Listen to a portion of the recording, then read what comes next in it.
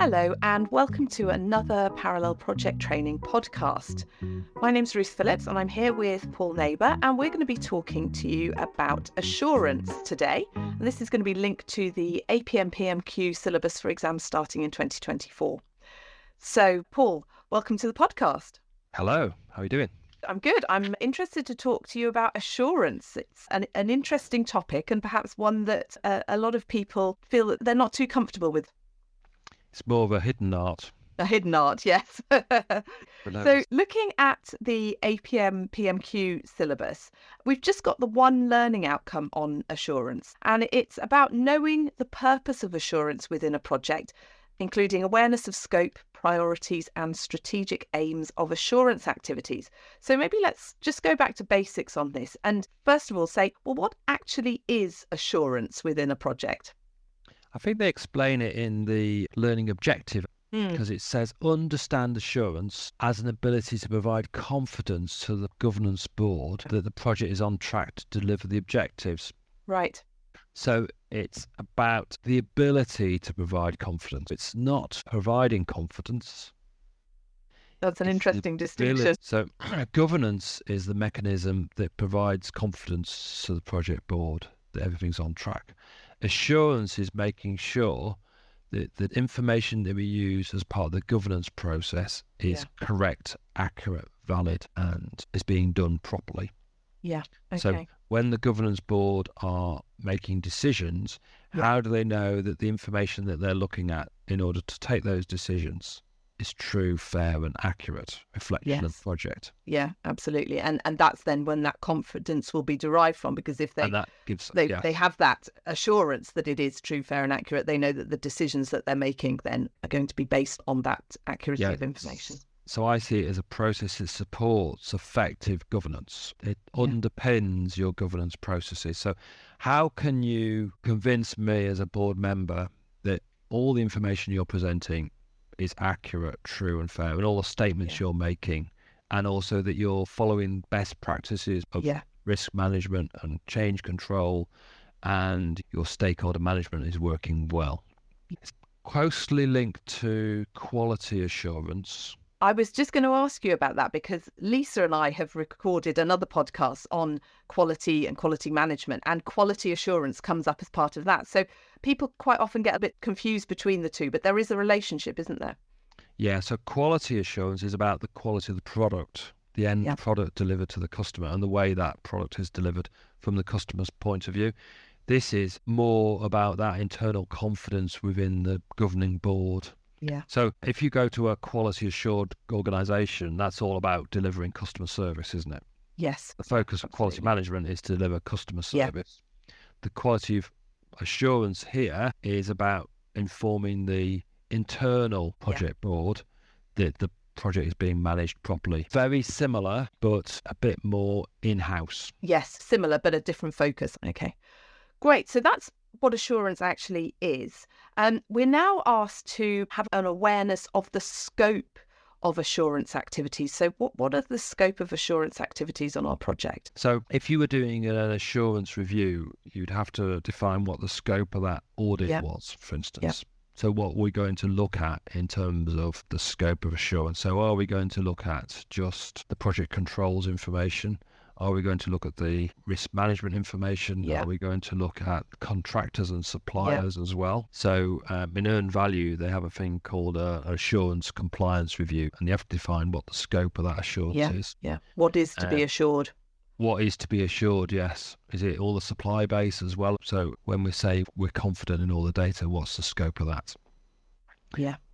In terms of priorities, when we're assuring the data that's being used to support the decision making taken by the project board, what's important to them? So are they mostly focused on the money?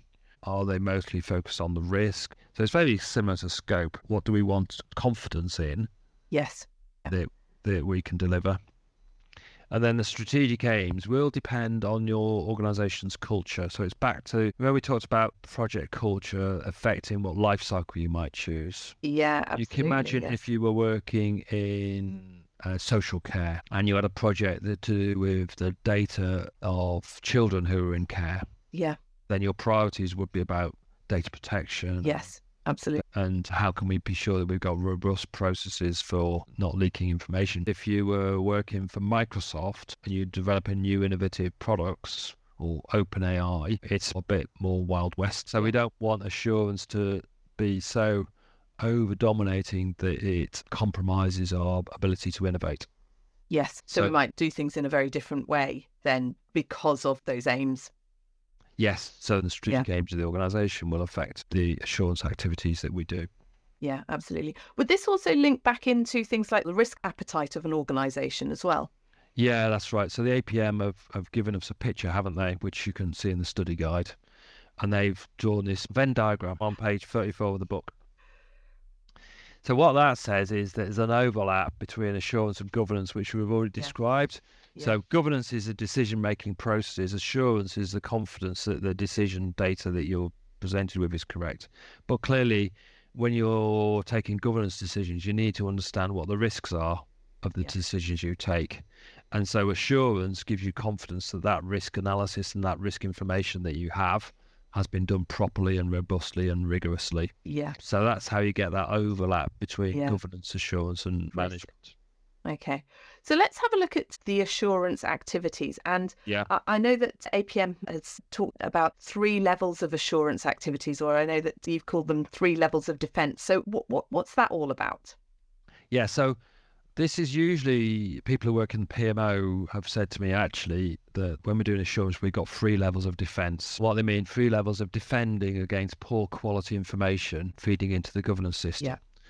And the first level is the controls level. That controls level is basically, have we got processes and procedures for things like tracking change control? So at the controls level, in terms of scope, what are our management systems? What are they made up? What policies and procedures? What standards have been agreed? So all that will be in your PMP or your standard operating procedures for your PMO. And the priority really is to control and understand the risks and uncertainties that exist within our control system, making sure that we're following those organizational processes and procedures so people have been trained and people know how to do it. So this is the planner or the cost engineer or the risk analyst basically doing their work and keeping that up to date.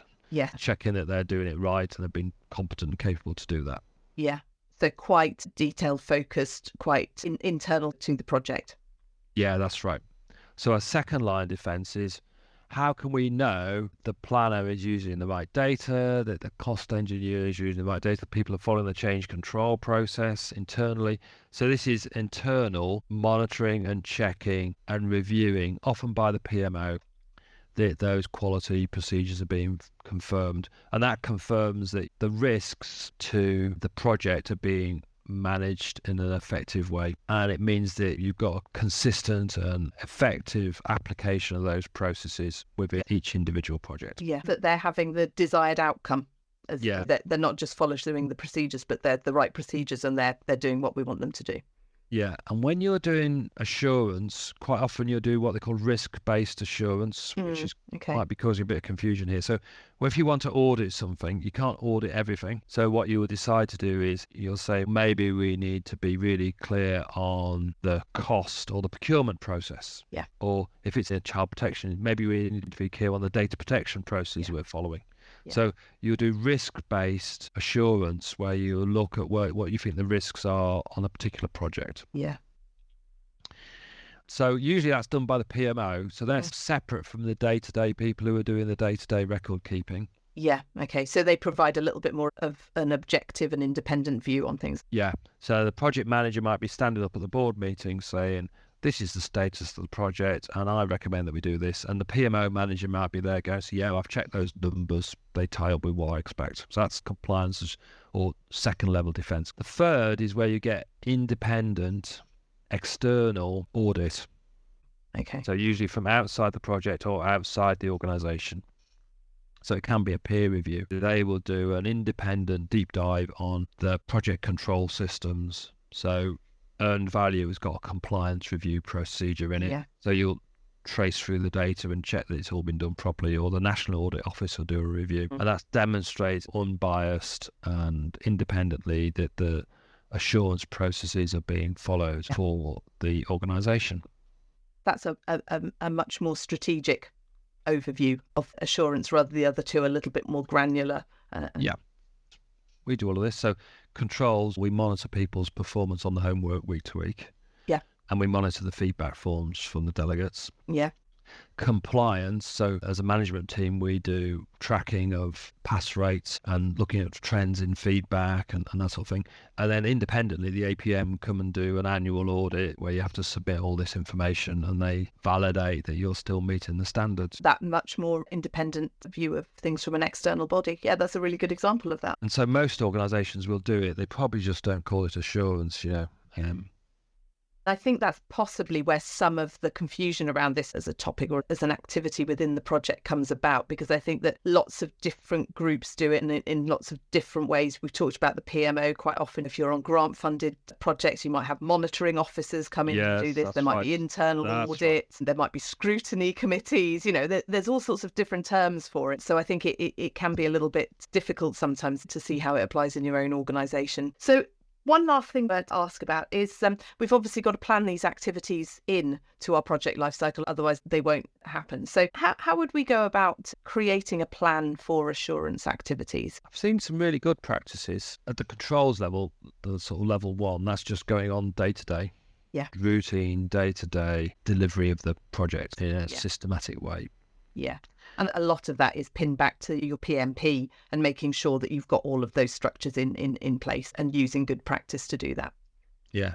Level 2, the routine monitoring and checking, that's just part of the monthly reporting process in most organisations. Yeah, or maybe pinned to decision gates. Yeah, some organisations do that right before decision gates, so they'll do a pre-check before decision gates. I have seen this done where on an annual basis they have a programme of assurance reviews that the PMO will undertake. Then independent reviews. I did an audit department once. How weird is that? Yeah. and they reported to the audit committee in the organisation and they had an audit plan. So every year they agreed with the audit committee of the organisations. This is the main board audit committee. Yeah. What the audits were going to be for the year based on the risk-based assessment. So if there was change in the business, so if you had a major transformation program in the business, you're going to get audited a lot, aren't you? And I ran a transformation project once and we did get audited quite a lot.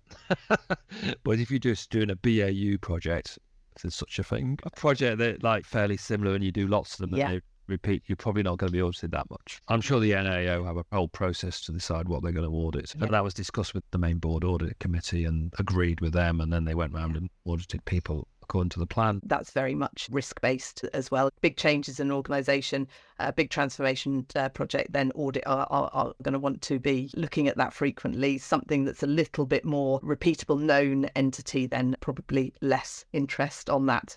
Yeah.